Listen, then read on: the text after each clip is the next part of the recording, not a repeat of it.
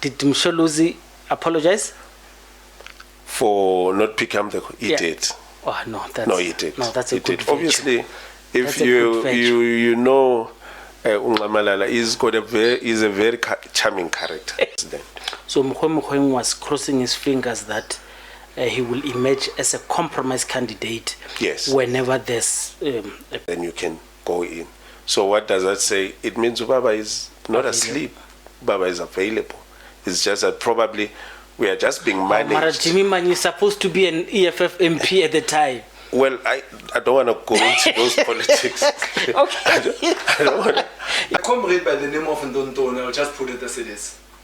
Ntontoni and Bishop Mabena, because Ntontoni was fighting with AAAM, and those are, Ntontoni is a comrade that they master politics. Yeah.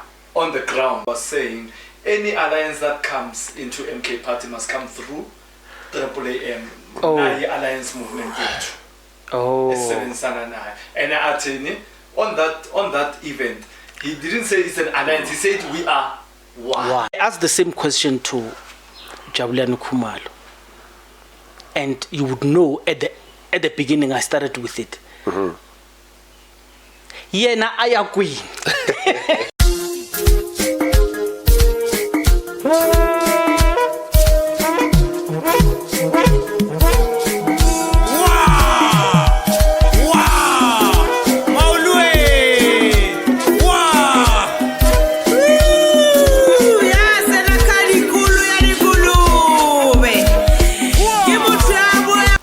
Mashiane politically incorrect. Those who come to politics with a mind of man. Let's talk, and you would know the headlines. It's very difficult for these congregations when they move into political space. Reverend Kenneth Mushe is one of those outstanding long-term politicians who came into this space and make it work for him. Let's see how far they go. AAAM. Nati Dumela, please explain this AAAM. What does it mean? Where does it come from? As you introduce yourself to us. No, thank you very much, Mesh. As you've clearly said, my name is Gosnati Wahamlambo, and I'm the Secretary General of All African Alliance Movement. So basically, the All African Alliance Movement was founded by Archbishop, our President Tsekedi. So it was founded in 2020.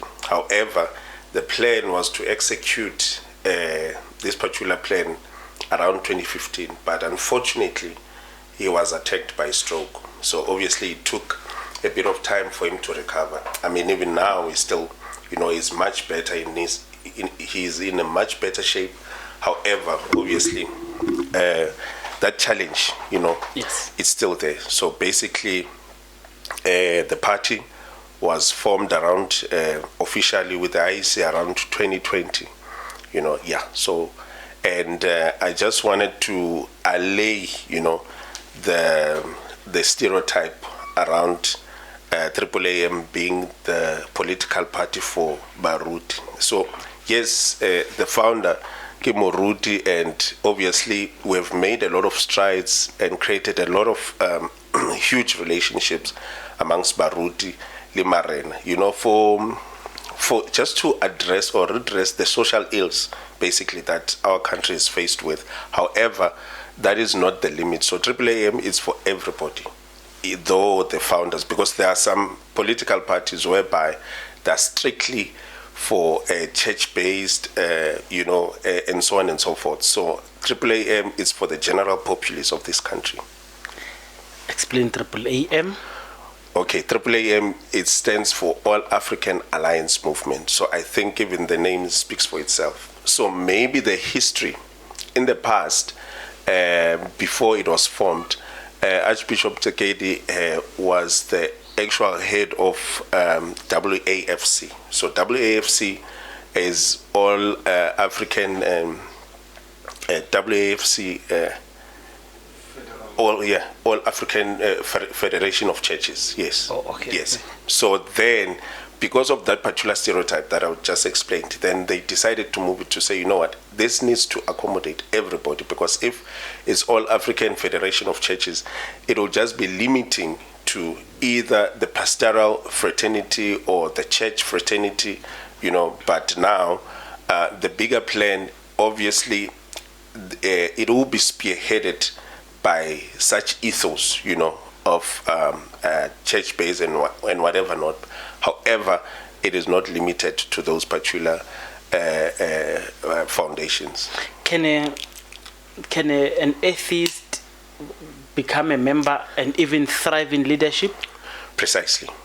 Okay. Precisely. In fact, obviously, I wouldn't want to dwell deeper into other people's private spaces, but we do have people amongst leadership who don't even associate to or subscribe to any church formation, for that matter. So, meaning, or even because your movement, even it's really marena inside. Yes. So, the Hoshi, the Hoshi are not forced to conform to a religious dogma that subscribe to them being likened by a certain bishop. Not really. In fact, the way the leadership structure it has been structured, it's amazing, because remember, leadership in political dynamics or in a political setup, it changes from time to time. It is informed by conferences, that that particular party will undergo. Others every after 3 years, depending on the constitution and the founding statement of the party. But in this particular regard, Marena and a certain leaders like Archbishop Tsekedi, he's the chief senate. So there is a senate house. So the senate house houses Marena, the Hoshi, a certain level, especially those who are the founding members. Then you find there is an executive that consists of the president, the deputy president, the chairperson, the secretary general, the DSG, and so on and so forth. So Marena, they will never be reduced to that particular level because of how we view them. And I think as a country, we need to go back and see, because they've been reduced into a rhetoric stand, of which we need to ignite that consciousness and take them in our society at the level where they belong. So you would know people like Alan Busak, Archbishop Desmond Tutu himself, Reverend Arthur Chuckleson. Yes. Those are the big names from the church who were participating in struggle at the time. And when we came out of those struggle days into professional politics. I'm deliberately using it as professional politics because that's where careerism started. And then we had Reverend Kenneth Mishwe, as I stated, is long-standing in Parliament ever since. And so we believe that why is it politics are so dated that even people of the church don't see in one eye. So let me give an example. Kenneth Mishwe has had a very troubled political career in terms of growth. He reached a ceiling very early, and sometimes he would even dip below required numbers. So the reason I'm stating so is that man advocates for all Christians in South Africa, and he wanted it to be a benchmark. And you would know what happens is whether it's Kosilo, Intabeni Agashembe, or Komoria, political players would massage this Christian or religious leaders just to siphon votes, because they need votes from those people. And there's been a transformation lately, and I've participated in engaging this religious leaders to say, guys, there seems to be a transformation of you being tired of being used. You are tired of being used. Now you are participating in active politics yourself, as Bishop and others. So it's a very strategic move that you guys have made. Is it by design? Is it something that you fell into, or did it come by accident, or it was just a strategic move to sit down to say, as founding fathers, what made us form this thing is this, and this. What made you form this party? I'm glad that you mentioned that, Mesh.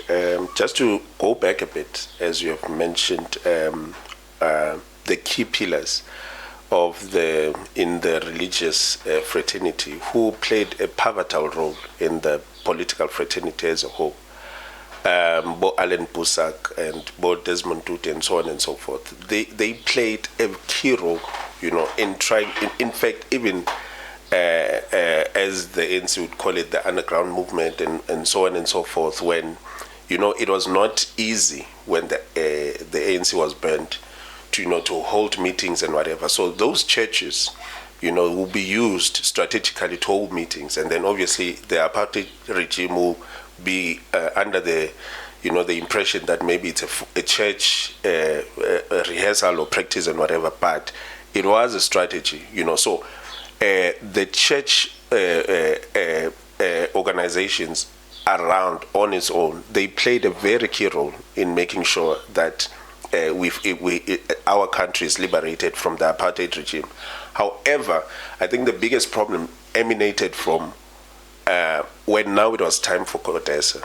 So that's where you saw that, okay, they immediately became irrelevant, because I believe that in as much as they were very key, in playing or in maybe in influencing our in fact, the government of the apartheid regime, because it was not easy for them to even get to that particular point, but they did eventually, because there were a number of other strategies. It was not only the ANC, so there were different groups. There were different groups that made sure that this thing ultimately happens. But unfortunately, when now it was time to negotiate, then they were obviously sidelined. As you would have imagined, a number of other organizations, including IFP and whatever, they were invited to Kodesa, but this house, Yaba Ruti, and all these pastors who played a key role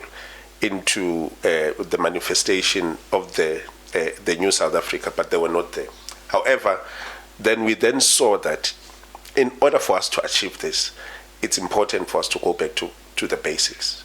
And hence, I emphasize that AAAM is not necessarily for the churches. Hence, even during that time, you'd find Baruti housing these particular comrades for them to have these strategic meetings, but it doesn't necessarily mean all those particular comrades were Christian or they even went to church for that matter.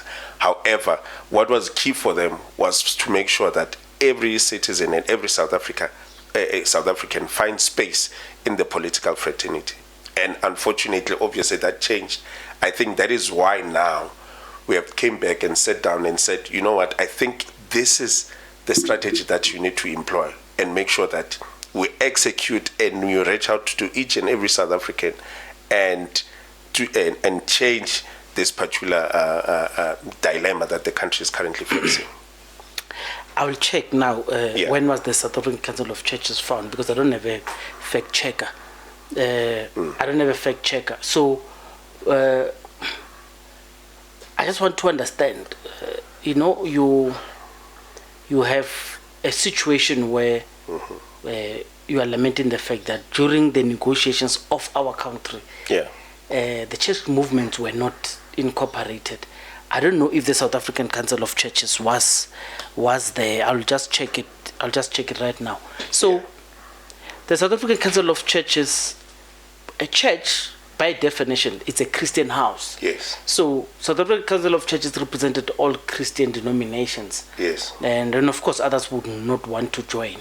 There's been a proliferation of a lot of political, not even political, religious organizations, especially Christians. I mean, at MK where you were, and I want to link it with the churches not being incorporated into Godesa and being somewhat betrayed, with your participation with MK. And I don't want to say within, I want to say with MK. Yeah.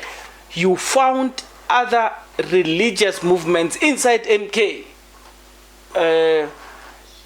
Is it Zondo, that gentleman from KZN who has multiple, that man has multiple organizations within MK. He himself, and he's got a desk, he's got this church, he's got this group of churches, and you guys also participated in that. And you know, MK is a broad church. Yes. And how did you guys manage yourselves working there? That one needs a rectification. I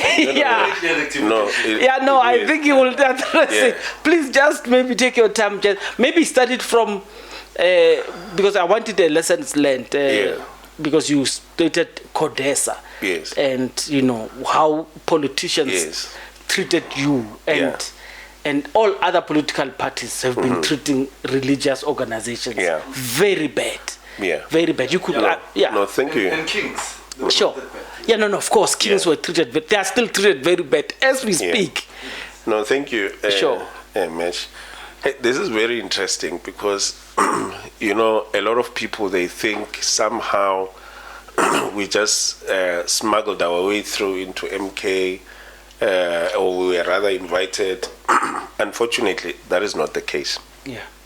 So I'm just going to give a brief history as to how did these two entities, you know, started working together.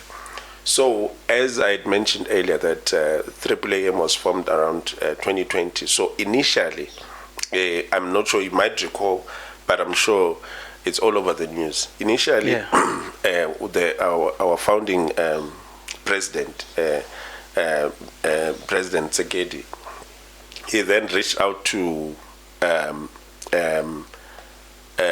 our former Chief Justice, Mogoeng. And then obviously, Mogoeng, he was brought in as a face, as a presidential candidate, as a presidential, you know, a face that we are going to run the elections with. Unfortunately, along the lines, I don't want to, well, there were dynamics and amongst that. Obviously, as you know that, whether you are a president or any other, whether a chief justice and whatever not, as soon as you start aligning yourself with politics, automatically you are going to forfeit. And you are going to forfeit the benefits. And I'm sure at the time, I'm not sure about now, I think that's private information. I don't have to, you know, but obviously all the other benefits that has to do with his office, then or whatever office that he was occupying, he'd forfeit them. So as such, ultimately he ended up withdrawing. So as he withdrew, then the senior leadership had to sit down and rethink as to who can we use as a face for, because we were ready to contest elections, 2024 elections. So ultimately, former President Jacob Zuma came into, you know, the minds of the leadership. So somehow, then the leadership reached out to Obabu Ngamalala, and there were several meetings. So I just want to make this clear, so that you see that the chain of events, they would then tell you that AAAM pre-existed MK.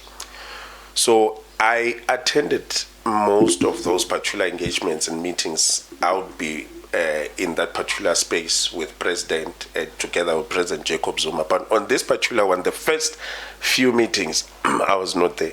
So I'm relaying the message as it was, and from my understanding that the arrangement was that when our president met with President Jacob Zuma, he was giving the same proposition to President Jacob Zuma, former President Jacob Zuma, to say that we are at AAAM and we need a face, you know, for 2024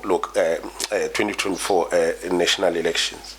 However, on those particular discussions, they obviously it was not one session. There were a number of sessions that, they had, and then ultimately they reached an agreement. I choose Motshwarele phone is very destructive. Or maybe let me put it on flight mode. He will handle it for you, sure. Yeah, it's very destructive. Yeah. So as such, what then happened was they agreed, they reached a consensus, and obviously these were the reasons. So that's Tsekedi and Zuma. Yes, to say, look, the problem is, and I'm quoting outside, that particular meeting, that as soon as I leave the ANC and I become the face of AAAM, or I join, the ANC is immediately going to chop me immediately. However, there's a strategy that I'm thinking. There's something, as Bishop would tell us, there's something that Abafana, they started, which is MK. So I'm thinking that since there is a link between MK and ANC, let's rather use the name MK, and then it was agreed in principle. And then obviously we went, and then when we joined later on, then there were agreements that were done between the two parties as to how are we then going to work together. And at the time, former President Zuma was not the party leader, as he would do the campaigns and whatever. He was not the party leader, but rather he was just a member, So that is where the relationship emanated from. So we didn't smuggle our way through MK. In fact, we can boldly say we co-founded MK. You are the co-founders of MK. Precisely. Okay. Something very interesting you spoke about was you quoting the former Chief Justice and his reluctance being based on the fact that once he actively engages in politics, he will forfeit some benefits. And I would assume that would also befall Jacob Zuma as well. Precisely. Yes. And I just want to understand something. It may not be your space, but it's something of a highly interested person, and I think you, for obvious reasons, you'd also accept that this is why you guys are labeled as a Christian movement. So he has believed for many times, of which I rubbished those beliefs of his, that he will ascend to be the president of South Africa without any political party, without anything. Do you think, like I said, you may not know, but if you know, please indulge us. Do you think when he was speaking about that, he had already been engaged and he had confidence that there are certain Christian movements who'd want to contest power, and then, of course, put him there? Because he said he does not want to go, he doesn't want to be a politician, but he believes God chose him to be the president of the country, and that is going to happen, and he knows that it will happen. In fact, that was after he ditched us, you know. So, very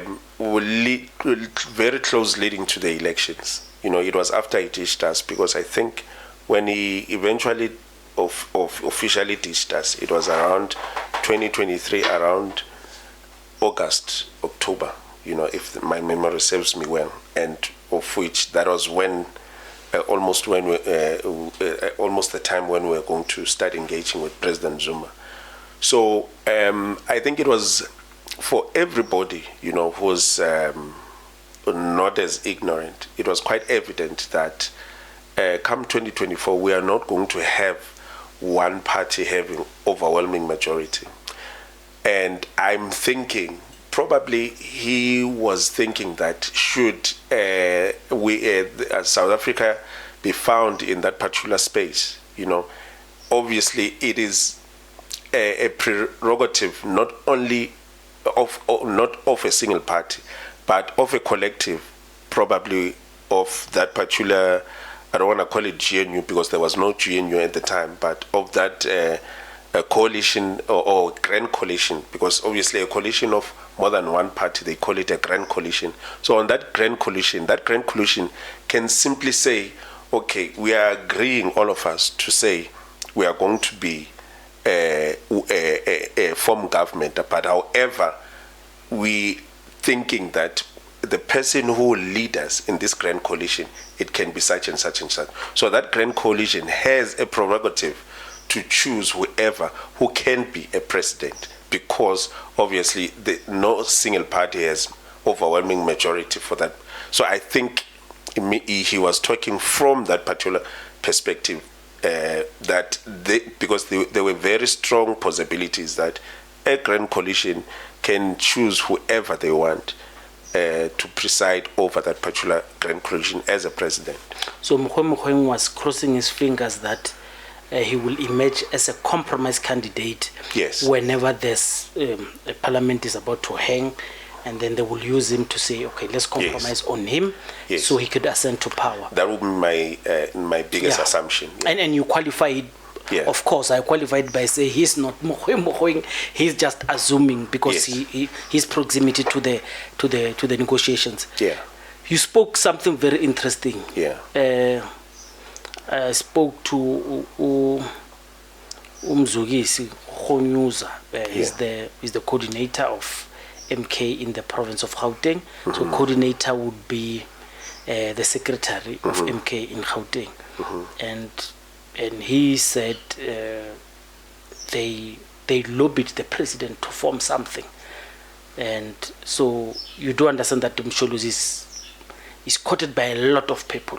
Mm-hmm. And even when this thing of who formed MK came up, I made a podcast to say, guys, you know, MK, we've been hearing this thing. There are lots of narratives of how MK was formed. Mm-hmm. But the true and honest, I spoke to Jabulani Kumalo, of course. Yes. He would be very interested to listen to this one. I'll share it with him. Yeah. So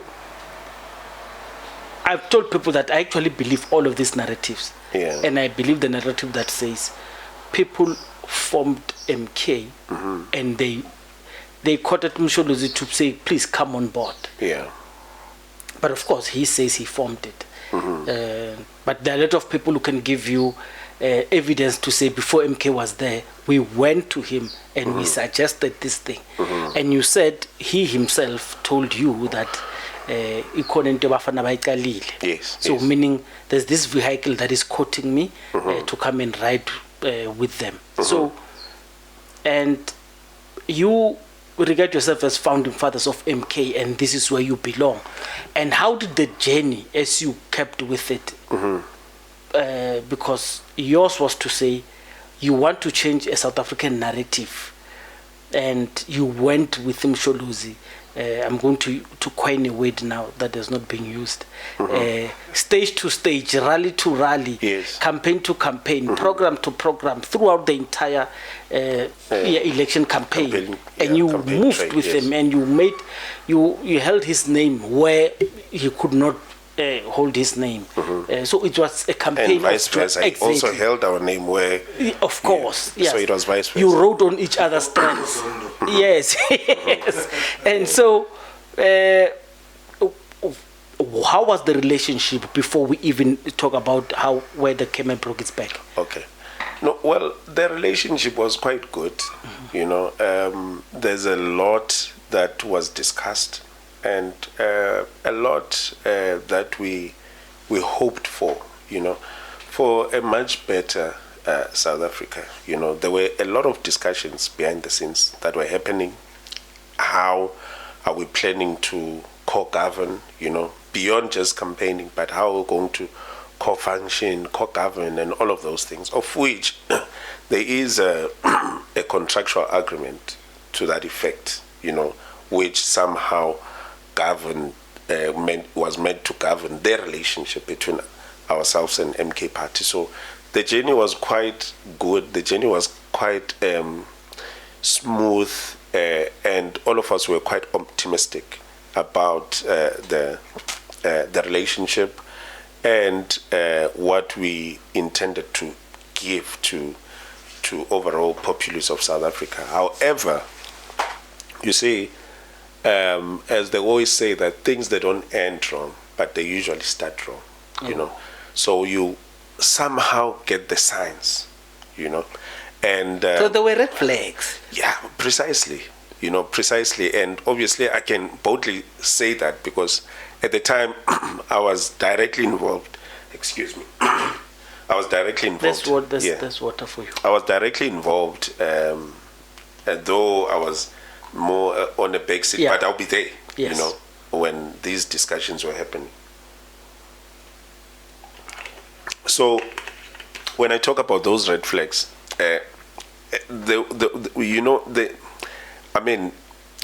remember former President Jacob Zuma and and Bishop Tsekedi. No. Tsekedi, yes.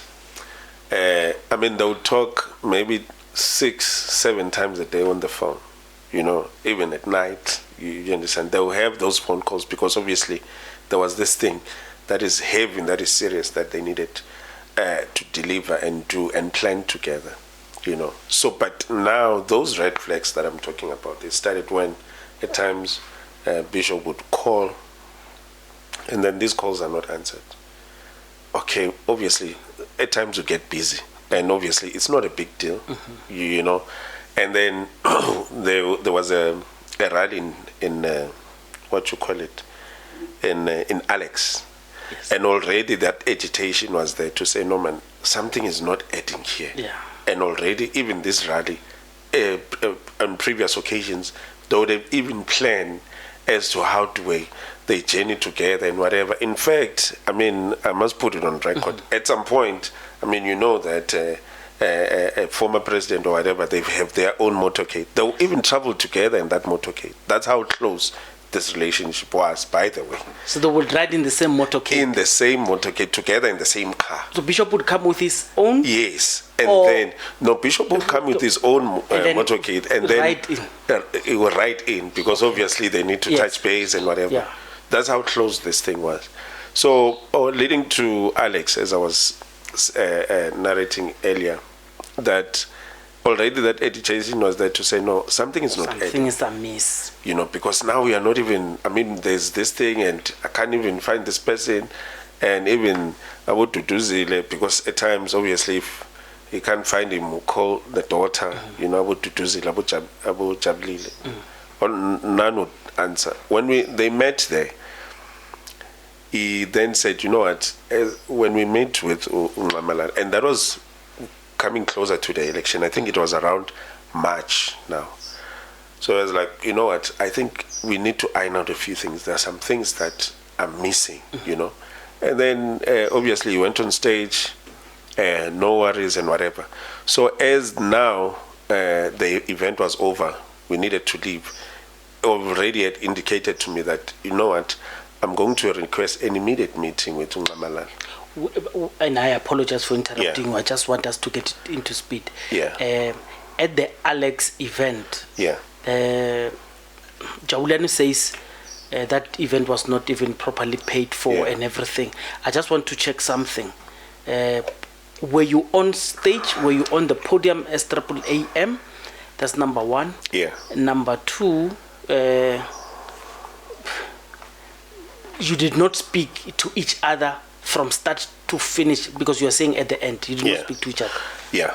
So as I was, that's we didn't even know all the nitty-gritties. All we knew that. So you were not in the program. No, we're not in the program. Somehow, even though President, when he shows up, he must go to the podium as a usual norm. That when they are together, they sit on the podium together. Okay. So maybe it might have been a bit of a surprise because we made a conscious decision that, okay, irrespective whether we spoke or not, we are going there. And he even said himself that as soon as we meet with Ungamalan, I'm going to request an immediate meeting. And that meeting did happen because when the program was over, they were together in Ngamalala's motorcade. We had to follow the motorcade to Ngamalala's residence in Forest Town. And obviously, they spent over an hour together whilst we were waiting in a private room, over an hour discussing. And I would believe that Bishop was somehow releasing his frustrations, as it were, as to, what is happening. So Well, obviously they did engage from the report that he gave us to say that, okay, this is the plan. And then what we had agreed on, myself and Ungamalala, is that let's wait for the announcement, because EMK at the time has had its own issues. Maybe you might recall, probably from, I don't want to dwell deeper into that, because that's Jabulani Khumalo might have given you more than enough scoop about that. So and then they agreed, to say that let's wait for the announcement so that we can jointly have a program of action that will take us from the announcement date of the election to the actual elections. Okay, everyone was happy. And then I think, if I'm not mistaken, it's just that I can't remember the dates, but I think in less than 2 weeks, President Ramaphosa announced the date. And obviously the plan was that as soon as the date is announced, then let's finalize the program of action. Let's speak and then let's finalize the program of action. Unfortunately, again, President Zuma was nowhere to be found. He tried to call him, we couldn't reach him. He tried to call, email, send whatever. I mean, they wouldn't even send each other emails. It was that type of a relationship. I tried to call the daughters, nothing, until we then decided to say, okay, we found out where exactly is he. Is he in Joburg or in Nkandla? And then we informed that he's in Nkandla. And then we decided, we drove to Nkandla. No appointment. No appointment. Because this thing now, it's somehow getting out of hand. Yes. Because the announcement, I think it was on Wednesday. I think on Tuesday, somewhere that you would somehow recall. But as these calls were not taken, and obviously we are left in limbo. We don't know which direction, what is happening, because all of us were required to sing from the same horn. And we needed to have this particular discussion so that we are singing from the same handpiece. Exactly. So we drove to Nkandla. When we drove to Nkandla, obviously he had other people that they were, supposedly supposed to meet him. Queue. And then, with us, we can't queue. Yes. Yeah. All these protocol guys, Yes. they already know. Yes. Bishop and whatever. Yes. So when they saw Bishop, say, hey, no, Bishop, please come in. Yes. And then we went in with Bishop inside, and then we saw Ngamalan. I remember as in it was yesterday, and then Ngamalan, I think they were having a family private session, and then he said, no, everybody can wait. Bishop, please come. We went in together with Bishop, and Bishop just lashed. I'm sorry to He was very angry. He was very angry, and until Ngamalala said, you know what, maybe at times it's because these calls, they're just so many and whatever, and sometimes I sleep at 3 and I woke up late, but Bishop was like, no, even if you can wake up at 5, or you can sleep at 5, but there is a missed call, and when you see my missed call, obviously I wouldn't just call you for nothing. And we'd agreed that as soon as there is an announcement, we need to forge a collective way forward, And then, okay, Ngamalala did, give an indication to Bishop to say, you know what, there are still serious problems here in MK. So we are Before you go further, I just want to understand. Yeah. Did Msholozi apologize for not picking up the call? He did. Oh no, He did. No, that's a good did. Obviously, if That's a good Ungamalala is a very charming character. You might go there very angry, but at the end of the day, you'll be smiling because naturally, he is that charming character. So he did apologize, and he apologized profusely. I was there. Fast forward, obviously, he did mention to say, look, as MK, we still have a bit of issues of which I need to rectify immediately. Our secretary at the time, there are a lot of problems, but I want to do away with that particular secretary, and then I will be appointing a new Secretary General. He did inform us. I must put it on record, even though with a lot of people. Was it Sihle at the time, or they were putting in Sihle and Kuban? No. It was Gorbachev. Gorbachev. Oh, they were removing Gorbachev. They were removing Gorbachev. So, in a way, we knew from what Msholozi told us that he had plans to remove Gorbachev. And then, because somehow all this whole thing, he somehow blamed it on, Gorbachev. But I don't know how Gorbachev was linked into this thing. But in any case, we took it, and then he then said, look, Bishop, from now on, because Bishop was complaining about why don't you relay me to a proper PA, because obviously even your kids are frustrating me. I call Jablile, it doesn't pick up my calls. I call Duduzile, it doesn't pick up my calls. And then Ngamala was like, you know what, I was poisoned before.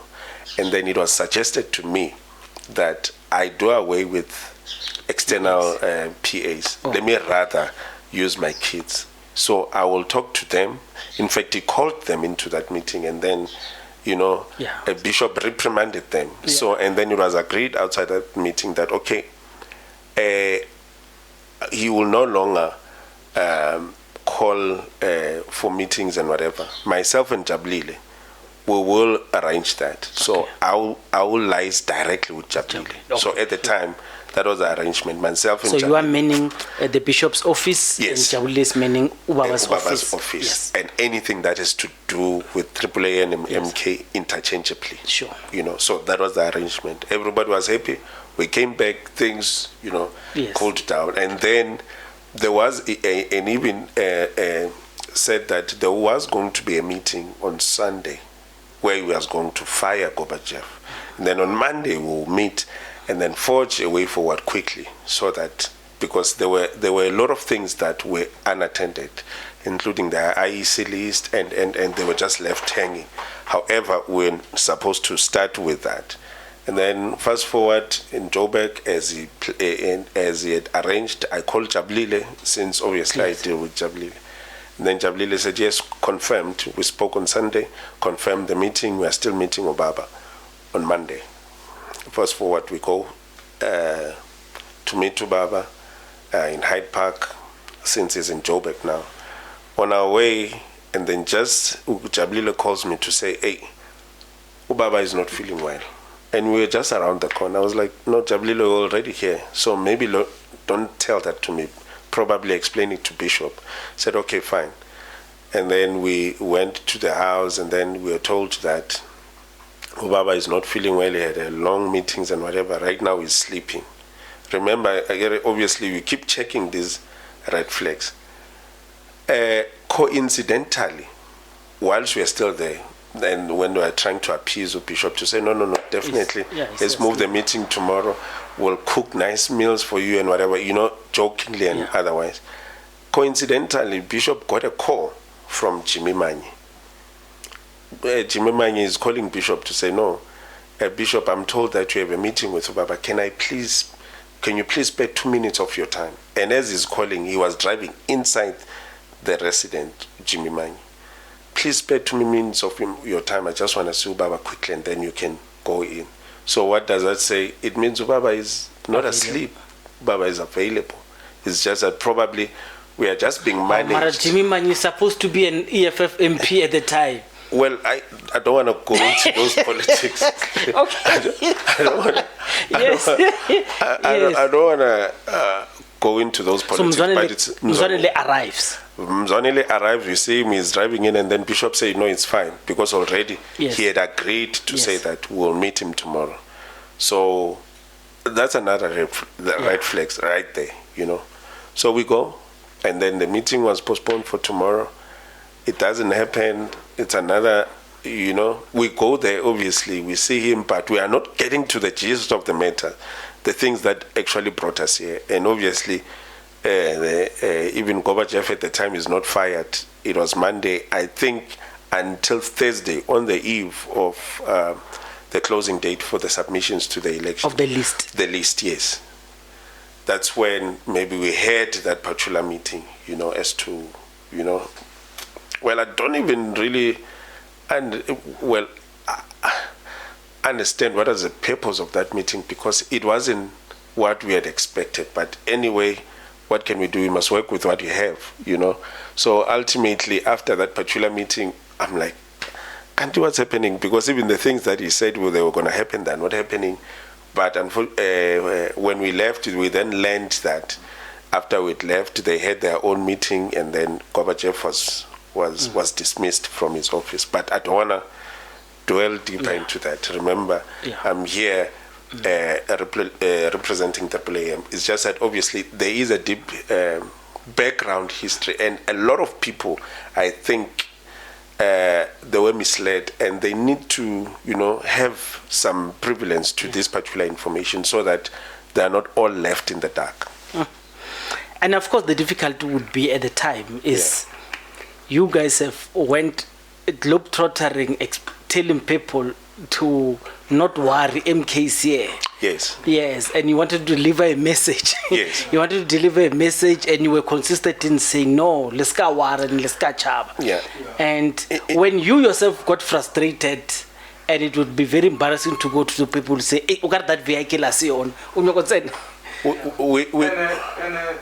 most important thing from what Nati is touching, SG is touching, is that if it was not that meeting, MK party was not going to qualify to participate in elections in other provinces.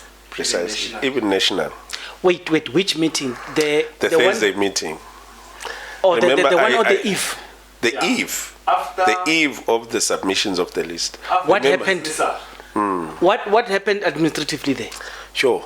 Is it where Jabulani Kumalo speak about the list, Comrade went to buy many laptops to make? Oh, that's the one. Yes. So in fact, people bend the midnight oil trying to make sure that, because the guys Gorbachev and his team, when they left left with the wisdom list. Yes. And people have to start from the ground. Yes. Yes. You. Yes. So you're the gentleman who cooked everything afresh, because the whole ingredients were gone. You still got laptops, bought everything anew. And I want to even know how did it happen. In fact, I just want to... So just for the record, please tell them who are you. Tell them. It's Comrade Walker. Comrade Walker. They know him very well. Yeah. So you guys actually saved this movement at the eve. We did. In fact, you know, I don't know why, and it's downplayed. We did, because you see, this was not a joke. MK was not going to be part of the election. Yeah, it was not going to qualify. Yes, so I just want to unpack that. So when it happened, remember, we had already left, and already we were left confused as to, and then like, where are we? You know, so what then happened was that Gorbachev was then sent to our then SG, before I became the Secretary General, to say that he must collect the list, you know, from AAAM, so that by the time they consolidate the list, we make it one list, AAAM and MK, and consolidate the same list that must be submitted to IEC. And then that left us a bit confused, because we were supposed to be told on time, but however, we managed to be proactive whilst we are waiting, because at the time we don't know which direction we are taking. Then in that meeting we are told, because we had left already, there was a venue that we were using. I don't want to mention the name because I don't want to. I don't want to compromise the funders or the people who gave us that particular venue, because obviously, you know, these business people, they have tenders from government and whatever. So if they, you know, that was the arrangement, that please don't compromise us. So we had more of a headquarters that we are using, and that venue, it's more of a center, a hotel, and everything. You know, it has accommodation and a conference center. If you may put it like that. And then we're informed that Gorbachev is fired, and then there was a new SG for MK, Mashudu Chibase. Okay. And then in that same meeting, Mahlalendabin was appointed Comrade Mahlali Ndabeni as the elections manager. So as such, these two were given a mandate by Ungamalala to say they must consolidate the list. And we are told that he even gave strict instruction to say that make sure that Abafundisi, they are part of the list. And Kings. And Kings. Yes. Good enough. Remember, we are not there, but we are then narrated, we are told the story by these comrades to say, now they were looking for Gorbachev and McDonald's. Somehow they were nowhere to be found. I don't know how true the story was, but ultimately, we then said, in fact, they spoke to Comrade Walker to say, okay, what can we do, because this is the situation. And then Comrade Walker suggested that, no, we do have a venue.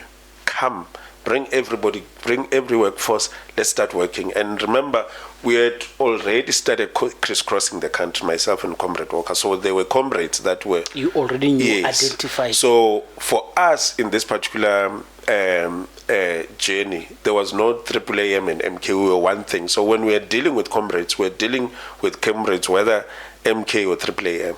So somehow we had an understanding as to how are we going to work around this particular list, and having in mind that, remember, when you submit that particular list, the final list, in fact it's not the final list, however, you are, after submitting, you are given what do they call it, a window period, that if maybe you want to make changes into that particular list, you can do the changes and whatever, and then ever before it becomes the final and gazetted.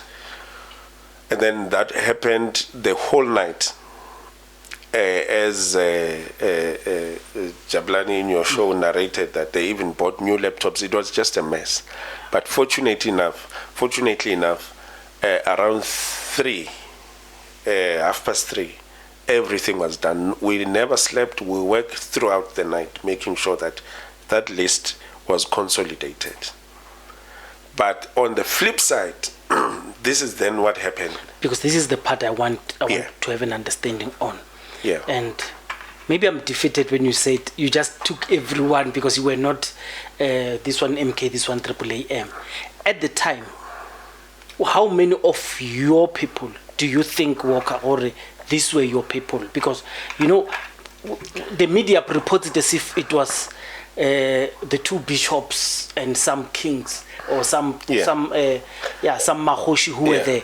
Plus minus, if you think these were your AAA people, how many? It was a fraction, really. It was a fraction? Yeah, it was not so much. Remember, above 10? Above 20? Well, somewhere there. Around 10, 20, between 10 and 20. Around 20 or so. Yeah, 20, around 20. Remember, yes, the list for the national list, you should consolidate around 200. Yes. To qualify. So, say, give or take around 30. And then which answers why when they dismissed the people in parliament, they dismissed 18. So obviously, if you do your maths, they were it would make sense. your people. Exactly. but can I help there as well? Sure. You must remember that some people would be from a kingdom or from a church base, but you find that person is a politician. They are busy participating in politics as politicians. Okay. I'll make an example. There's a young man, maybe I will let Nati talk about this young man. Yeah. Tamsa Kuzwa. Sure. The youth league. Sure. Maybe I will give it to Nati so that he can be able to explain. I know, but Tamsanga is a very critical area of this discussion. Mm-hmm. Yeah, maybe unpack. Okay. Did Tamsanga come from royalty? Was he representing? And of course, maybe unpack where did he end up? Okay, so you remember the week that I was... Do you want to pack it at the end, or you want to finish Not this? Not really, because I think it correlates. It correlates, okay. Yes. So that critical week, when we went throughout the week trying to find this meeting with Ungamalala before the firing of Gorbachev, so Walker got a call from Time. In fact, he made a call because through social media, he saw that I think this young man, is quite clued up. Yeah. I think he understands exactly what he's doing and the work that he's been pushing, and somehow it was not finding expression, the student movement. Yes. Apparently, there was this leader, Bonkosi. Khanyile. Yeah, Bonkosi Khanyile. So he was just suppressing him. And at the time, MK did not have a student movement. In fact, that whole thing, it was started by this young man. Tamikuzwa. Yes. So Walker made sure, in fact, as they were discussing with Walker, and then Walker said, you know what, tomorrow we are going to meet Malala. Fly or do something. Make sure you get yourself here in Joburg immediately. Where is he from? He's from Durban. Okay. KZN. So he got into a bus and then he got himself here. He said, no, don't worry about any other thing. Just because, I remember our advocacy program is no longer limited to AAAM. Yes. It's because we want this thing to work. Yeah.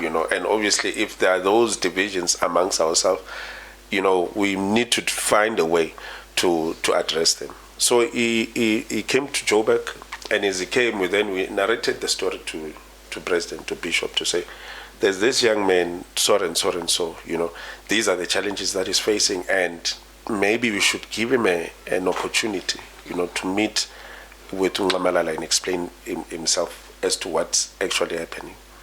So when that happened, when we were going to Malala, before the Thursday meeting, I think around Tuesday, Wednesday, there was that particular session of which I was one of the people who presided over. In fact, Malala selected Duduzile and Muzi, and then myself. So this is a mediation process? It's a mediation process between Bonkosi Khanyile, so Duduzile and Duduzile and Hlamulo. Muzi, the side of, even though Muzi was not actively involved in that particular session. And Khanyile. They were suppressing Utami Kuzwai. So I was somehow... You presided over the meeting for the mediation. For the mediation, for exactly. Yes. So that ultimately we go back to Obaba and to give fix him... this problem. We give Obaba a report. So Obaba, from what I saw, was very furious to a point of saying, if Bonkosi really did that, he must be chucked out, because this young man, what he has done is quite important and quite significant, because at the time, all the elections, what do they call it in student movement elections in all the in university, across the country. Yes. He had won most of them. Yeah. So there was a significant impact that he was doing. Yeah, before you go further, we get lost. Yeah. So I understand that Tammy was working, was doing everything. For him, what did he do to upset the camp Duduzile? Okay, can I come there? Yeah, please come, Moka. Okay, what happened is that, remember, you in politics, every time when you build something, if it's doing good, someone have to shine with it and say, this is me. So now they wanted to mix student movement and youth league. And student movement doesn't have an age restriction. And youth league has an age restriction, right? So now, Tami was supposed to be led by Bonkosi to take over student movement. And it was so bad to the extent that when Tami was appointing all these leaders in universities, I was there, I was helping Tami. It took us we even hosted him for more than a week to do that. And then there comes someone, Duduzile and Lamula, they say Bonkosi must be able to lead. He doesn't even know how did student movement work. He's not a student by that time. Okay. That was our challenge and our back and forth. Okay, so in other words, so at the EFF they have a student command. Yeah. So at the MK at the time, it was student movement and the youth league. And Khanyile was leading the youth league. And remember... And the youth movement did not find expression, or he wanted Tami to report to Khanyile? Now, the student movement was properly organized. Oh, It had constitution, it had everything, and it was more like an independent thing that runs without any interference of. and then the youth league consumed it. No, they couldn't. That was That's their what they plan. wanted. So that is why we came in to immediately mediate. And Okay. fortunately enough, Msholozi did allow it to be independent of the youth league. Oh, and then okay, as sure. Walker said, that youth league obviously it has an age restriction. Yes. But the student movement, it doesn't. So how do you then put something to preside, or put youth league to preside over a student movement? Where else, I mean, in student politics, you find somebody who's 60, is still a student. So how can you then suppress I understand. such I understand. you know? So it was a bit of a confusion until somehow it found expression in collective leadership of AAAM and MK to say no, allow it to be independent, and that's how then the name Tamikuzwa came into. Started to be Yes, dated. but initially, and why is it dented? Simply because they thought Tamikuzwa was AAAM, and it was never AAAM. It's just that we only took him in to assist, but from the very core he was MK. So somehow him being chucked out together with the 18, it's primarily because he was brought in by AAAM, therefore he is AAAM. So he would have been suppressed. He would not have made a parliamentary No, list. no. If, So, but in essence, you guys won when I woke up. You guys won in that intervention to say, let's mediate. Ubaba was not happy how they treated Utami, and you walked away happy because you thought it was resolved. Can yeah, it was boiling from inside. Walker, you want to come in? No, it's fine. It's fine. All right. And then the list is done. You save the party, and then you continue. yes. And then who went to parliament? just because people Maybe went a few weeks there. Before, I think it's important that this significant, Yeah, please do. 10 of events, they play a pivotal role into this particular story. So before Parliament, the list was done, and then there was an immediate meeting after the formulation of the list, and the calls were coming in from left, right, and center. Why is there? Why? Who's in this list and whatever and whatever not? And obviously, the person who was on the chopping block, it was the then Secretary General Mashudu Chibas. And somehow, for some odd reason, anything that didn't go according to how they wanted it to go, especially about Duduzile, Nabo Muzi and them, somehow it's AAAM. So Mashudu was never AAAM, but because we assisted him and he came into the venue, Mashudu is AAAM and whatever, and then now the AAAM people, this is what they're doing, and that is somehow the message maybe they were sending to Umsholozi. So there was that confusion until, and in fact, very odd, in fact, something that is very confusing is that when that was happening, the formulation of the list was happening throughout that night, Sihle was there. Sihle Ngubane was there. Yes, he was participating. He was. But he replaced Mashudu. Yes. Remember, yes, he was a DSG. And for some reason, because at some point, even Walker, I'm sure he tried to call us, telling us about the list and whatever. So, and we could hear that we were on speaker. And then Walker said, no, don't distance yourself from this listing. You were there. Because over time, they kept on saying this list was formulated by AAAM.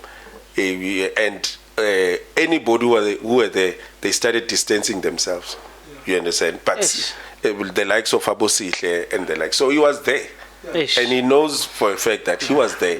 But and other comrades. So it's just that with this one, obviously, as they dealt with Mashudu, primarily because of the listing, then he was replaced by Sihle Ngubane, since obviously Sihle was the DSG. Yeah, so then that happened. Sihle becomes the SG of the organization, and we are still campaigning. We are still busy with the election, and your name is hot. You of course don't want to be associated with you. Yeah, our name is very hot. In fact, what made things even worse on our side was that myself and Walker, we were right at the forefront, because there was this frustration around the material and they somehow they felt they didn't have that particular access. So we're spearheading that process all over the country. I think that made things even worse, you know. So basically that's that. But remember, it's not about us. It's about these two presidents, yes. Yeah. So then, but what made things even worse, this is what happened. We are campaigning, we're doing everything, but already, you know, those red flags that we're talking about, after the list and after the changing of or the chopping of Mashood and whatever, now there were aspersions which were being cast, you know, on ourselves, but mostly on the organization. And you know, the saddest part was that there was a meeting that was held in KZ, and we are not there. We're not part of that particular meeting. But we were informed by comrades. Obviously, others, they even recorded it, you know, via voice notes and whatever, to say that, you know, we could stomach when it's, you know, all these other stooges, you know. But Msholozi himself, in that meeting, mentioned that abafundisi is, you know, if abafundisi is, and we have opened a case against them, you know, that really cut deep. And that's when... And the president overheard that. Yes, all of us. Now it was evident, it was clear, because it was a meeting to say abafundisi be AAAM bathatha imali. We don't even know where was that emanating from, and unfortunately we got a hold of that particular information, and those red flags, they were no longer red flags. No, you know, clear as day. Yeah, it was clear as day. It was no longer red flags. It was clear as day. And subsequent to that, because it was very close to the elections, President Tsekedi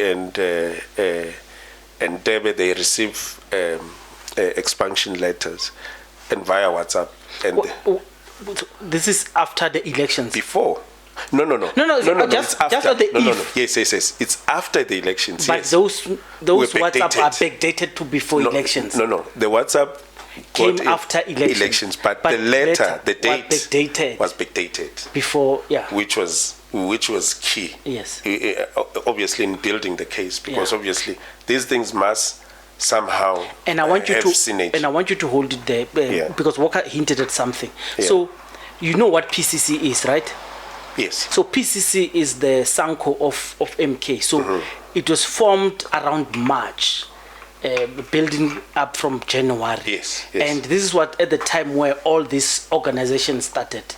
Yeah. And you said the Adam Fundisi, when you started having problems, was the Adam Fundisi already here with his organizations? Okay. Yeah. Yes. Because I think it's important that we talk about it. Yeah. Coming in there. Yes. Which is very important. I wanted him to touch base on that, to say, look, if you can go back to the formation as co-founders, AAAM as co-founders as MK Party, our Bishop Zuma, they approached us.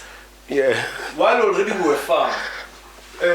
When they were knocking through you. Yes. Yes, remember. There's another event in KZN live where President Zuma was saying any alliance that comes into MK Party must come through AAAM, alliance movement.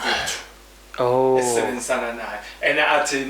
on that event, he didn't say it's an alliance, he said we are one. In fact, it's just that obviously my phone is not here, but after this, I'll send you that clip. He says it himself, All right. you know, to say, this is our co-partner. Yeah. So, Abo Zondo, Abo Bishop Zondo, this is how they came. So, somehow, you know, somehow I think, from what I heard, there was something that they were cooking behind the So scene. it's a case of Baruti Bajani the Red. Because it's been alleged on social media. To say, if they say like MK, because the reason I'm asking this is because of this Abafundis Badlimal, and we've been asking ourselves which Bafundis. Yes. I want you to understand that part. And people have been saying if MK is indeed anti this Baruti, why are other Barutis allowed to hang in and then others were like? It's very difficult to understand complex matters of MK. I'll help you understand. Maybe let's just put it as blunt as it comes. Yeah. There was a huge grapevine, you know, in the process, misinformation. As a result, the group of Bishop Zondo and them, Mabena, they were rewarded to have this particular structure somehow that must replace MK. I don't know, it's already launched. No, it's not AAAM no, now. it's not. It was meant to replace AAAM. Okay. I don't know what do they call it? Let me give it to you now. Faith base. What something to that effect. So can I help there, which is important. People need to understand and know. Yeah. So now remember, Bishop Mabena himself used to report to us. So here, When it comes to hold it there. So it's Umkhonto Wesizwe Inter-Religious Movement. Yes. So this is supposed to replace you. Yes. Allegedly. In a way. Yeah. Okay. In a way. So Bishop Mabena. Let me come and help there. People need to understand. Bishop Mabena was representing AAAM as a provincial convener yes. on the side of AAAM. Yes. Bishop Mabena. So because of that, he was disgruntled in AAAM. Yes. So he had to go and form this with your Bishop Zondo.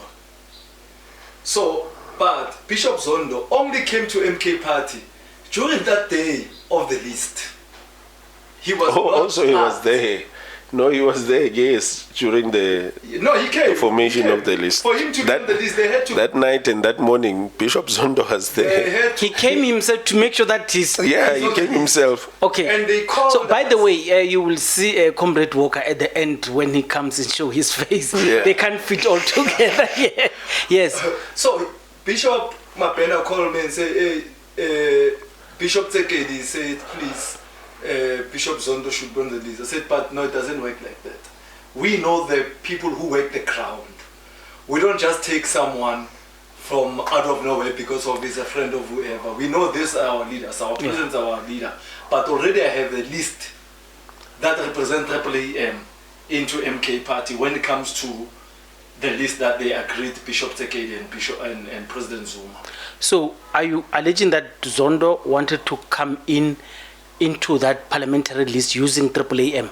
Yes. Yeah. No, it was AAAM. There was no other. No, there was no any other. So there was no other way of coming in. Yes. Through AAA. But when you guys were checked, he remained. Yes. He's I the think one the and audience will then Yes. deduce from that. Him and Bishop Mabena were the people that were disgruntled. But Bishop Zondo, not to say he was disgruntled. Yes. Bishop Zondo just want power, just want to always be in the front of things. Okay. And understand how he wanted to utilize politics in his advantage. It's fine. Yeah. But Bishop Mabena was one person that we worked with and developed to be our provincial representative into MK party and being appointed. And then only to find that there was something that they were cooking. That's when, basically, let me help there. I want to help people. Yes. So, there's a comrade by the name of Ntontoni. I'll just put it as it is. Ntontoni and Bishop Mabena, because Ntontoni was fighting with AAAM, and those are Ntonton is a comrade that they master politics on the ground to monopolize anything that they want to monopolize. So for them to kick out AAAM, they spoke with Bishop Mabena to cook something that will kick out AAAM. Apparently there is an affidavit from Bishop Mabena that speaks of how we stole the money, something like that. Yes. So there's this allegation of stealing money, it's always confusing to me. Yeah. So if you are alleged to have stolen money, what money? Look, generally, that is why we need to be, obviously, I know maybe after clarifying this confusion, maybe we'll try and delve deeper into politics. But politics, what feeds its existence, maybe not the actual meaning of politics, but the politics of the day. What feeds into those politics, it's propaganda. So politics thrives on propaganda. So if there's no propaganda, somehow it doesn't seem to be politics. I mean, that's common sense, common understanding. Where is that money? Where do they? As long as there's propaganda, somehow, even politicians, they'll just take that, And there are so many people who are falsely accused of nonsensical propaganda, but somehow, because we are dealing with politicians, it will find expression, and they will run with that particular thing. Because the truth is, how can you say people have stolen money without stealing whose money? Were you receiving donations? Kalina la MK. No. Yeah, let's No. So if MK accuses you of what they say you stole money, what money are they talking about? Well, there was a time it was alleged that you guys were assisting MK with material, with campaigns and stuff. No. Okay. Maybe let's not go there. Yeah. Let's not go there. Okay, if you are feeling, because look, I'm gonna drop all the narrative that I said about you. No, it's fine. It's fine. Let's stop. No. No, let's stop. Well, okay, let me come in. Yeah. In fact, so you cannot say people are stealing money, Yeah. but the same money that they're saying they're stealing, we are saying it's a credit. What do you mean? No, that is why I'm saying, okay, that one, let's leave it. It's fine. It will not assist the narrative. So, but the long and short of it, that cannot be proven. I mean, even yourself, I'm giving, so that maybe the viewers at home, they get a clear understanding, because I don't want us to be sitting here and speaking riddles, The people, when they see clarity, they need to get it, because somehow it's important for us to appear as credible as possible, and not just appear as credible, because I believe we are credible, So that one of stealing money, they were just supposed to say exactly who did you steal the money from, but because obviously whatever that we're taking it's all this hearsay, which I don't even think they deserve any attention. So you had your own money, you did not use MK money? No. You did not use MK money? We have never even received a cent from MK. So your relationship with MK, they did not give you money? In fact, when I say we did not receive a cent from MK, it's primarily because even MK, they did not have money. Ish. Okay. All right, sure. And then. So why would you steal money from someone who doesn't even have money? Because I'm sure from the narratives and elaborations and the discussions that you previously had with Jabulani, somehow did paint a picture that there was a bit of a struggle, in terms of the funds and whatever. It only became better, obviously, after the elections, of which obviously that is not my business. It's Okay, so now let's talk about after elections. And you guys are chucked out. So including Bo Tamikuzwayo, they had suits, they went to parliament. Is that my understanding? Precisely. And how many of you guys were doing the list? Did you guys go to parliament? No, we didn't. Were you not supposed to go to parliament, or you were beaten by the second list, the final list? No. That amendment, it was never done. That is why from my understanding, remember they were accusing Mashudu of putting AAAM and whatever, the AAAM they're dominating the list, which was a pure fallacy.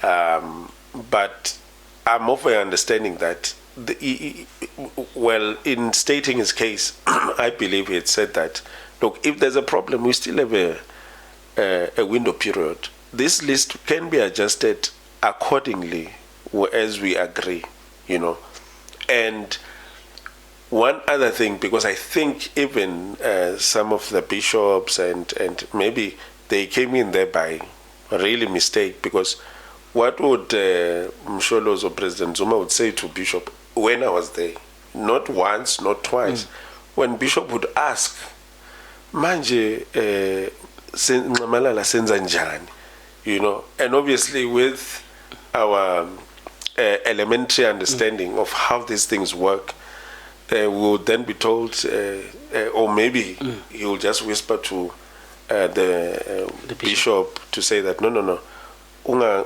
worry, bishop. Yabona mase siqeda ukuwina ukhetho sizofaka owami ngapha owakho ngapha owami ngapha owakho ngapha. You understand? So according to the agreement. Okay, no. So because obviously the agreement clearly stipulates that it's 50-50 across, But obviously when you analyze that, it's impossible. That cannot be done. Yeah. So in other words, the list must be done.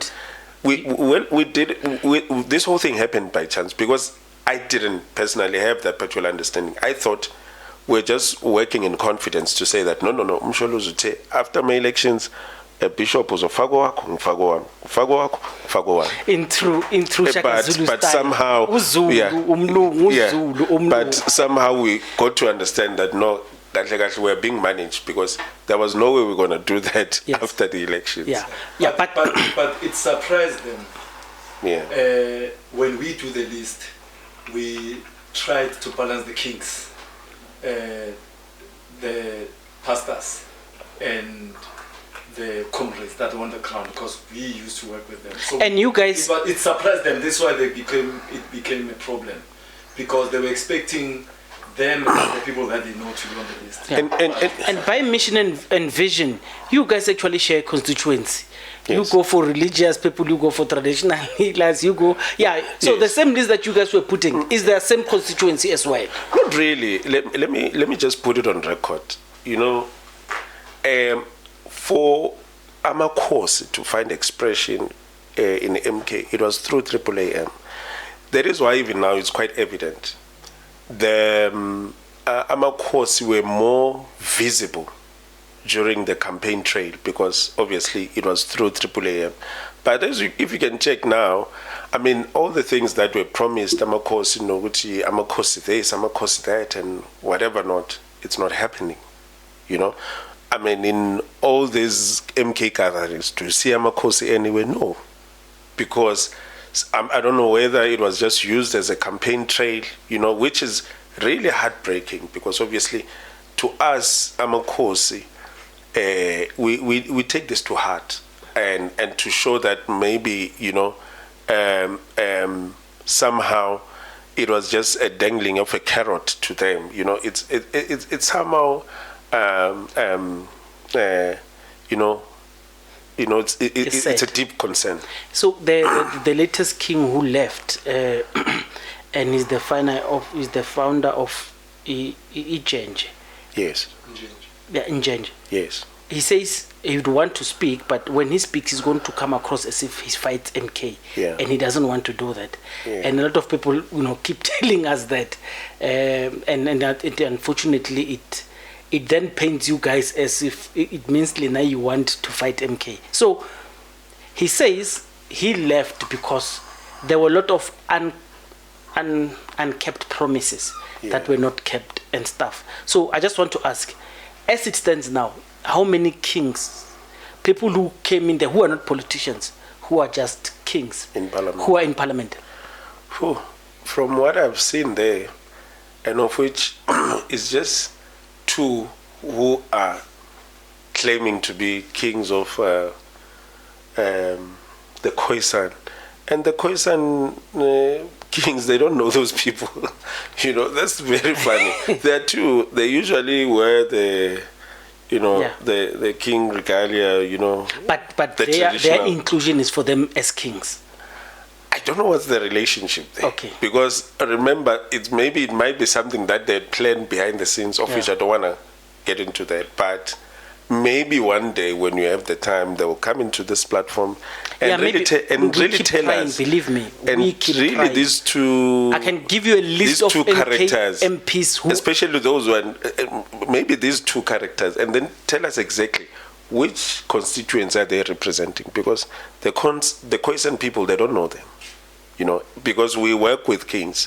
Yes. I mean, even the event that we had, the announcement of which obviously we'll get into that, we had kings there, you know, we had kings who were representing the Khoisan people and all of that. to their credit, do you not think you had your own kings, even MK had their own kings?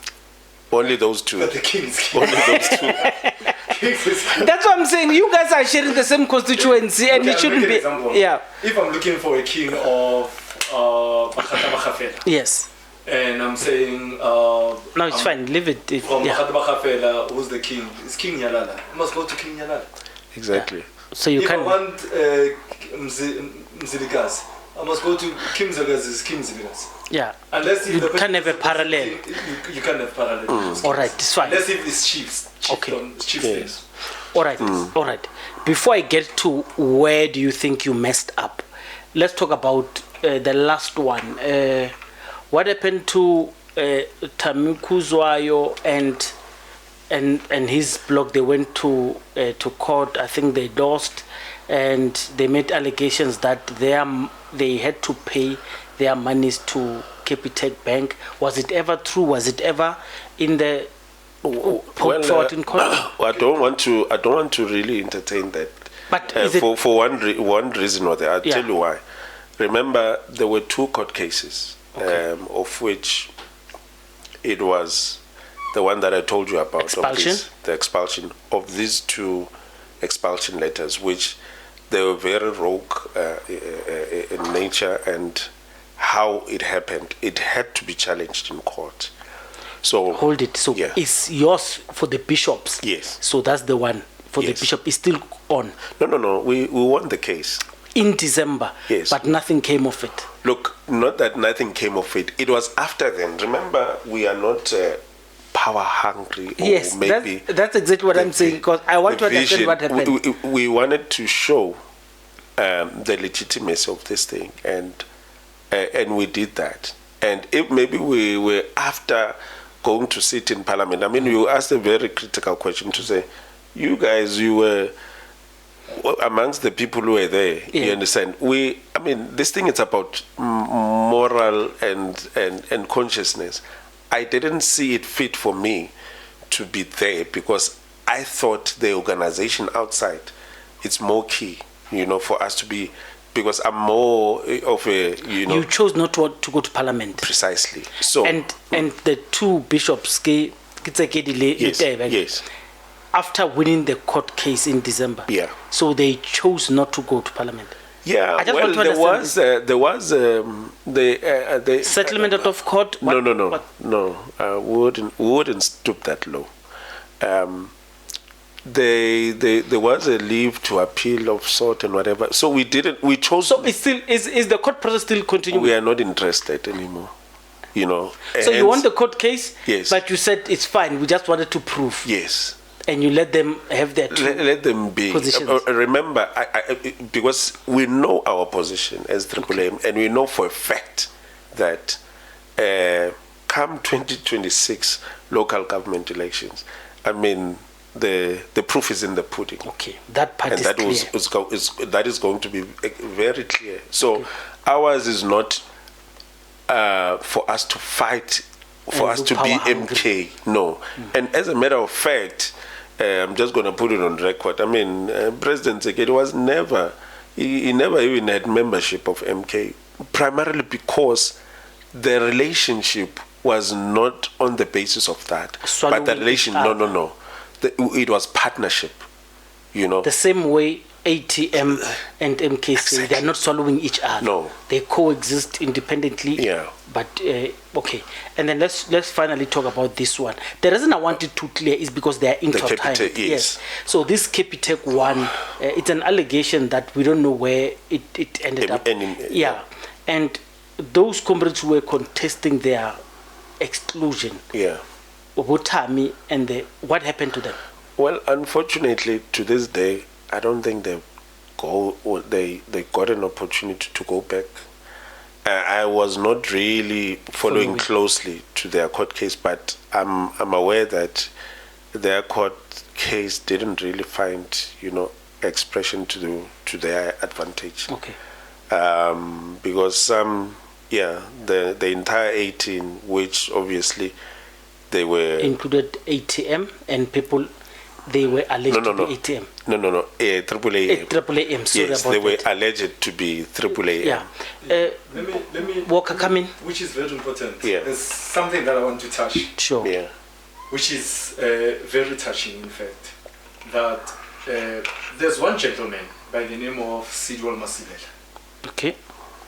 That gentleman, talking about the people who are in court. From Northwest. From Gauteng. Okay. He's the founder, a signatory of MK Party. But Okay. that guy was part of the people who were in court, for example. So now, as a person who is in court, I will tell you that most of the people don't even know when MK was pushed, is the person that pushed, even the numbers that you saw, it's numbers that we used to manage with him as AAAM. That's the person that we know as AAAM that we used to work with when it comes to mobilizing and registration. All those groups that you see, it was him on the side of MK and me and SG on the side of AAAM. So Sidwell is part of the 18 signatories that. No, the 18 expelled members from parliament, but the most critical point that he wants to put across is that he is one of the signatories or the directors. Yes, I think in CIPC. Yes, I could be wrong because what Jabulani Khumalo spoke about was, I think there were 18 members who were the founding members. So Sidwell was part of that. So Sidwell is part of those. Yes. And part of the CIPC on the three, Jabulani and Gaza. Yes. So they were supposed to go to parliament. When they chopped off Jabulani Khumalo as number one on the list, they also fell off. No, not really. No. That's not how it panned out. Remember, when initially Lubabu was number one, and then because of the court cases and then they decided to say no, you won't be able to stand in parliament because of such and such and such, and then Jabulani was number one. But number one, obviously Jabulani, because of all these issues, I think that's one of the contributing factors to the president.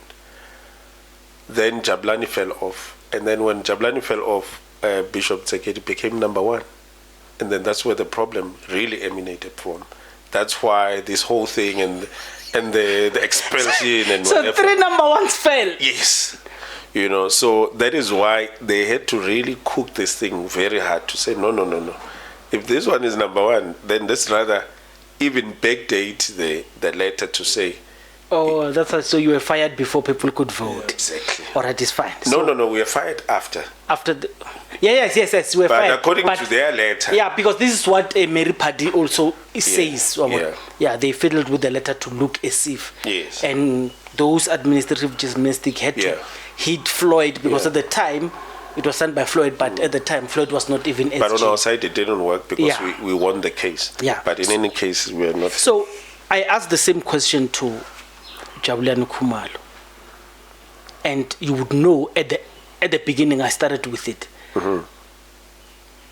Yena ayakwini.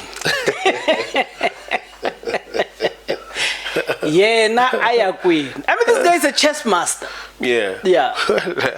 and I'm sure you got the answer from Jabulani Khumalo who started Yes, I talking mean, about. okay, Jabulani says, there's element of doubt when you engage with someone.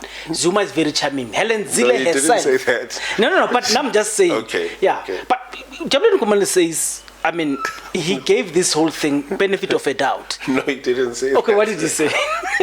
He said, No. This is Oh, no. no. This is when he was talking about him, chestnut, my foot. My foot. Now this is what That's he was what very Jabulani angry. said. Yes. When he no, talks about that's- him yeah, being a chess jokes master, he says aside, chess master my foot. But Yeah. he says this is chess master thing. But now I'm just saying, for him, it's a case of Nakere Nele ya ka ile tseba gore Msholozi is a chess master who outmaneuvers situations like that. Jabulani Khumalo paints it this way. He says, well, he knew, but he gave it a benefit of a doubt. Now, in hindsight, he regrets. Yeah. So what is Lena Nele ya ka ile tseba gore Can I come in on that, please? yeah. You know, in South Africa itself, even in Africa, but mostly in South Africa, you see, the AAAM ideology and purpose is to reach to its people, which is, if you can check, kings and pastors, they have their people on the ground. It's not the upper class mostly. Domination is poor people, even middle class. So now, when we talk about answers and solutions for our people, and you come with an ideology to answer to those, and then that's when now we AAAM that represents AAAM as well, because this is our people. So I agree, AAAM is when we see that, okay, the language is the people. The language is amakhosi, umnotho awele emakhosini, amabishop aphelele amandla. Bishops report to council. I understand your mission. What you're going to find in the comments line, they are going to tell you in the comments line that it means you guys wanted to outwit Msholozi, and he outwitted you, he outsmarted you because he's the chess master. This is what they're going to say, whether you are right or you are wrong. Yeah. I understand the ethos. I mean, he painted very well when he started to say this is who they are and this is what they do. And because not the rationale that I'm saying is because they're going to say it in the comment. They're going to say, well, because they're saying it for Jabulani Khumalo, by the way. You knew who he was. You knew what he did. He was, I mean, South Africa #1 for 9 years. And before that, he was still in the executive for many years. And you have read about him. You have read up. You have engaged people who engaged him. So they are saying. So you wanted to win him. You wanted, because people who love Msholozi, and this is the part I think Jabulani Khumalo does not understand. Yeah. People who love Msholozi, and I put it to him to say they do not care what he did to you. Yeah. Even if, no, for sure. Yes, even if he chops your hand, they say, "How? Wow, you understand? They don't care because they would say, "Bona nebasanya ki AAAM nebanyaka Msholozi," and those numbers going to Parliament. Kiri number jamang jam Msholozi, and I'm very sympathetic to your loss, but I'm saying, where do you blame yourself? Yeah, you see, a point of correction. Hence. I don't want. Excuse me. It's fine. It's fine. Yeah. I don't even want us to explain ourselves like that, Walker, because this is not. We are not lamenting. We are not licking our wounds. It's quite evident and clear, as I've said earlier, that even going to court, we didn't really want to win something, but we won the court case just to prove that we are matter of principle. And as a matter of fact, there was a subsequent court papers which were already submitted that speaks to the agreement between ourselves and the MK, that 50% thing, of which. Do you have this document? We do. I'll share it with you. Is it available to share to the public? It's in court. No, but yeah, if it's in court, are you allowing us to share it? Yes, here? yes. All right, that's number one. Number two, you know, the marriage of Mashaba and I'm deliberately saying Mashaba as the head of Action SA, the marriage of Mashaba and DA in Tshwane, when it fell, they kept speaking about this marriage letter. I remember, yes. what bounded them in that there. contract, yes. And I put it to Mashaba to say, Tete Mashaba, are you regretful for having trusted the DA when they told you, beware of the comrades, don't talk to the comrades? While you are fearful, they ran and spoke to ANC, they GNU'd, they cut you out. Are you regretful? You know what Mashaba said to me?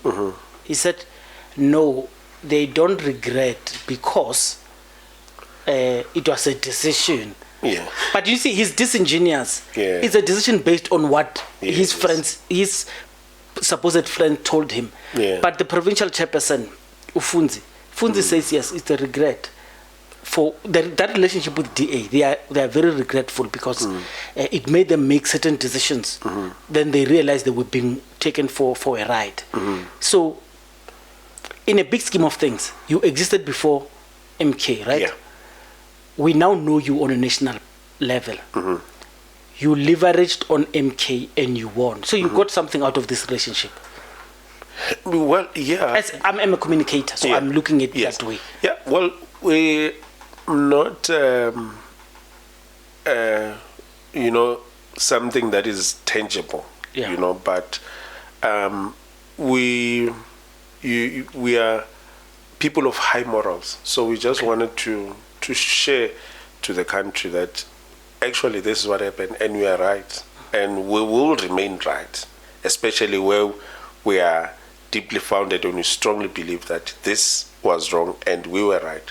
As a matter of regret, here and there, because obviously, remember, in any type of a relationship, if you feel that, this thing, it really somehow wasted our time and whatever, obviously there will be that element of regret, but not in a form of lamenting, not in a form of, hopelessness. Because you see, regret can be in different fashions. It can have that element of hopelessness to say, shame, you know what, we don't even know what to do. We are just sitting somewhere licking our wounds, disgruntled. It's not the case. So but you are yes, taking it on your chin.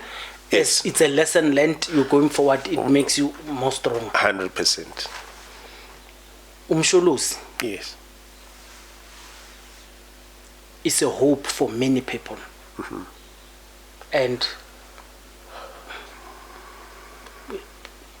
you never got an opportunity, and I think people who listened would not even get an opportunity to understand what broke the camel's back. Besides what we are just thinking could be. And of course, a lot of people would think it's money. It may not be only money. Others people would say, after he used you, he normally dumps you. But Msholosi is loved by many people. Yeah. And should you rekindle this relationship in two ways, this answer is in two ways. Between the bishop, so that's interpersonal. Let's not talk about the kings, because I want us to talk about the relationship of two individuals. Yes, because remember, kings exist both on MK and on you. So let me talk about the two bishops. They rekindle their interpersonal relationship, so it will inevitably rekindle AAAM and MK. Or, Lord and behold, the two allow me to say spiritual leaders of these organizations are now no longer there. Yeah. The organizations, they seem to can work together because, like I said, you share almost the same ethos. The same thing that you say, your constituency seems to be the same. Would you see yourselves working together, and what is it that you would improve? Answer it in both sides, the personal one and the organizations without the two leaders. For now, it's a bit too early to tell. However, the nature of politics, there are no permanent friends, there are no permanent enemies, but permanent interests. So we are in the same space. So I cannot guarantee to say that we would never work together. This is politics. Because if I would say that, then it would mean that's those sentiments, they emanate from the point of hate, which that is not the case. There is no hate in the situation. However, to say we might work together, it's a bit too early to say that, because right now, obviously, we are, bruised on both sides. On both sides, and as it were, there's a lot of our constituents which, by our instruction, we told them that no, they can go to MK, this is our home and whatever, of which right now, as we are regrouping and we are definitely cleared and guaranteed that we are contesting the 2026 local government elections, that statement would really be to our demise. So hence I'm saying that would be a bit too early. Okay, Sharp, I understand it. It makes sense. That would be too early to speak on working together and whatever. But one thing I can assure you, as long as we're within the same political fraternity, somehow there is a way, that you'd find that we meet each other, and then maybe there are those particular discussions, because I want to re-emphasize this, that there's no element of hate. Thank you. Yes. There's a claim that you guys have 14 million. I don't want to call it fan base, potential voters. Yeah. It's a claim. I spoke to Wandama Tlhatsi, Member of Parliament, before he went to Parliament with the UAT. Yeah. And he said he's got 1 million members, 1 million strong members. And I said, 1 million, that's a guarantee to be in Parliament with at least few people to be there. Yes. Yeah, and they call themselves not doers. Even few, a significant amount of seats. Yeah, and he said, the doers, if they chip in. And the reason I was challenging him on that, because I knew he was not going to get the number that he wants. Yeah. The reason is, I discussed it a lot on this podcast, that South African voters are liars, including ourselves, really. Yes. We are liars. We lie to people, and that's why they end up thinking elections were stolen, they were rigged. It's because we lied to them. We told them that you could. And you guys boast a base of about 14 million. Do you want to revise that? Okay. Not really. We don't want to revise that per se. So when you talk on that number, we're primarily speaking on the captive market, based on the royal houses, based on our censorship on the captive market in churches and so on and so forth. So that's what you market with, but the realistic percentage in voting, how much could that be? There is because you have not tested it, right? Yes, you have not tested it. It's very tricky too. But I can tell you, here's the thing. You see, I just want to paint this holistic picture, so that at least it assists even these political parties, because somehow they're just fighting and they're beating the air, and they don't know who's exactly the biggest enemy in the center, because you have a population of almost 60 million. You've got about 27 million people on the voters roll, and I just want us to work these numbers. Okay, start. You've got how many? Almost 60 million total population. Around 27 million registered voters. But you will never have a turnout which amounts even to 70% out of the 27 million. Why? That is a big elephant in the room that somehow we need to discuss, instead of, because you see, that is why I'm very careful in saying, no, this party is wrong and MK is wrong here and whatever. I was just narrating the turn of events, because the biggest enemy and the institution that has the biggest responsibility is the IEC. A lot of people, they are under this idea that the IEC, their key responsibility as a Chapter 9 institution, by the way, they must just manage votes. And we have come to realize, in fact, it's a new natural, a new normal, that, okay, now it's election time, and then IEC is going to show up, and then they're going to manage vote, they're going to hire some few teachers that will, and it's not the case. Their key constitutional responsibility is to preserve the democracy. And how do they preserve it in their functionalities? Just to make sure that they promote voter and civic education, meaning their offices must be ongoing, on-running, promoting this thing day to day, every day, as somebody will wake up and go to work and do their work. I don't want us to leave the question. You've got a base of around 14 million. You're going to test it next year. Yeah. Plus minus, how many votes do you think you can get out of the South African population? I'm guaranteed of not anything less than 6 million. Guaranteed. 6 million? Yeah. How many people voted EFF? Well, it doesn't matter. I'm not EFF. I can Google it. Yeah, but it's just over. Is it just over 1 million? But less. You know than why 2 I'm million. asking you? I'm asking you because, like I started. You guys are religious-based, faith-based. Yeah. So your politics should be different from ANC, who they are called Amasela. Because they steal, beware of their comrades. And if I put them here, they would lie to me. You know, those guys. They would lie to me. They'll tell me, oh, no, we'll get 6 million votes. Yeah. But you guys are now a faith-based organization, and I don't expect you guys to want to lie to me to say, because if I'm honest, I might lose votes. I must tell them that we are 6 million. Yes. Be as honest as possible. Oh no, how many votes can you get? Because let me get in millions. Yes. EFF voters. You'd see. EFF voters. I think it's EFF less than voters. 2 million. And then Of course, they are less than just 2 million. over- MK was voted by 2,300,000. Yes. So you guys want to triple MK. You understand? So that's why I want to say in 2009, in 2004.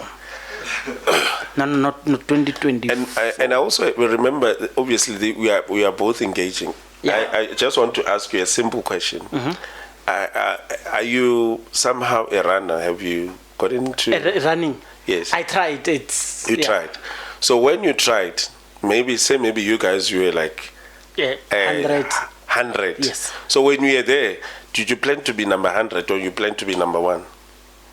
I plan to lose my tummy weight. Okay. Yes. Apart from that. So No, I'm saying, if it was a race, this is what I'm let's trying. go back to No, this is what I'm primary trying school to when I was get. doing Yeah. races. This is what I'm trying I wanted to be number 1. So this is what I'm trying to get into. Nobody, remember, elections is contestation. Yes. Nobody contests or get into any form of a contest or a fight and plan to lose. So I'm not going to sit here and tell you that we are planning to lose. Never. We are not losing. We are winning. Yes. I like the smile. He's looking at the numbers there. Hey, these numbers are shocking. They're shocking. Yeah, no, they're shocking. Yeah, you guys are going to take municipalities. Okay, let me leave the numbers. I think our audience know the numbers. I don't want to dampen your spirit. Keep being hopeful. Where do you think your constituency? This question is a bit difficult because a lot of people do not want to admit their strongholds. I mean, I'm even including MK. They swear at me when I tell them that their stronghold is KZN, even if it's the truth. So ANC, EFF, they don't really have strongholds. There might be. It's technically yes and no. So where do you think? Because it's local government elections. So your localized areas would give you. You won't win the council in Cape Town, right? Yeah. That part you know. Yeah. So where do you think you might punch in better I was than not others? listening. I don't know. No. You can't win. I can't guarantee that. You can't that win. we won't win. Why not? Those voters in Cape Town might be Christian, but they don't want you. You don't know, so we can't guarantee. The thing is, if I say we'll see it next year, you'll run away next year. No, I won't. Let's talk about what we have. Let's talk about what we have. Where do you think you're going to punch stronger than other areas? As it stands, we've got a national footprint, and obviously we.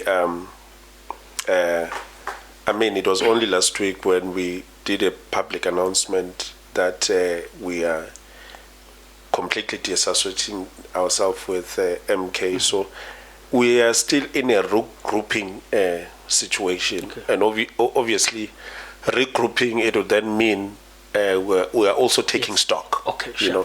So of which I don't want to speak outside of, my actual So terrain. it's early days is what you're It's saying? very early. Okay, so, and you don't know where you're going to contest as well? You don't know where? As I've said, that we have a national footprint, so ours is to go full-blown nationally for now. Maybe we might what your revise. dream? Yes, But that you'll see when you might brainstorm revise it. where you're going to. If there's a need to revise it, we will. But for now, we're going nationally. In closing, what can you say to people who don't know about AAAM and this, you think this is a misconception, you want to clear it up, and as you prepare for 2026? And you have not contested by elections, by the way. No. You do not. Do you plan to do them before 2026 to test areas? In fact, just as a matter of knowledge, yes, AAAM has never contested by elections. But as WAFC, we have, obviously in the past. Okay. And we did win a few, that's as good. WAFC. So, and it's because obviously our conviction is primarily based on the captive market that I'm telling you about. Captive market, or that 14 million Yes. potential voters. Correctly, yeah. So basically that's that. And then what I just want to, as you said in closing, look, Before you close, no? this is a reality. Well, we can shout and laugh and When we close, you can come in. Rather, just come in now. And I think I'm good on the underground. no. You can't be speaking on camera and make people and make other people trend and don't want to come. No, some know me, but it's a very important one. But I wanted to I just wanted to say this. I think this is quite key, my good gentlemen. Look, this is a matter of fact. Probably we can argue this, argue EFF and whatever not. It's a reality that we are faced with. Our people are struggling. A lot. Our people are struggling, and I think one needs to take that. Well, I can't say it's a responsibility that can be taken single-handedly by one individual, but I think it's time that we sit and reflect, and whoever who's coming in to contest elections and whatever, I think we need to have that first, ever before any other thing. You understand? We should carry the Freedom Charter in our hearts first. We should carry the Constitution of this country in our hearts first. I mean, the first preamble of our Constitution, it says we the people, not the government. So meaning we need to reconscientize our people so that they so understand that they are the bosses, not the government. And that is why obviously when we go to each and every locality and whatever, asking for people to vote for us is more of a presentation or an interview, as it were. You understand? But they should be consciously aware and understand that they are the bosses. It's high time that we stop buying them with groceries and whatever. They should think that they function beyond that particular level, and they are in charge and they're in control, and they must use their vote wisely and vote AAAM. Thank you very much. The other comrade is chickening out. He doesn't want to come so he can show face. He spoke about people. And so I'm suppressing you because I can't allow you to do goodbyes because I wanted you to do your goodbyes here. So I'm suppressing him. Please tell me what you feel about the whole entire interview, especially of the bit of history they're sharing. And what is their future? Can they survive this very difficult political market, because it's only big players, big players in politics who survive it. They survive by dismantling things, playing chess, and kicking other players out of the market. But tell me what you feel about it. It's been a long one. Zuma is a chess player. They will disagree with me. Mashane politically incorrect. Bye. Now he knows Msholozi is a chess player. Yeah, no. Well, I didn't say that. Yeah, you didn't say that. I didn't say let's leave it at that. You tell us what you feel. Yeah. Mashane politically correct. It's been a long one. Thank you.